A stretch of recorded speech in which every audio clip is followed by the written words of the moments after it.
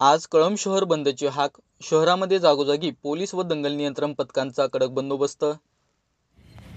आंबेडकरी संघटनांकडून आज कळंब शहर बंदची हाक देण्यात आली आहे। परभणी येथील संविधानाची प्रतिकृती असलेल्या शिल्पाची तोडफोड केल्याच्या निषेधार्थ कळंब शहर बंद ठेवण्याचे आवाहन आंबेडकरी संघटनांकडून करण्यात आले आहे। या सर्व पार्श्वभूमीवर कायदा व सुव्यवस्था बाधित होऊ नये याकरिता 5 अधिकारी, जवळपास 25 कर्मचारी, शिवाय आरसीपी म्हणजेच दंगल नियंत्रण पथकाचे जवान शहरातील महत्त्वाच्या ठिकाणी तैनात करण्यात आले असून सर्व परिस्थितीवर लक्ष देऊन आहेत।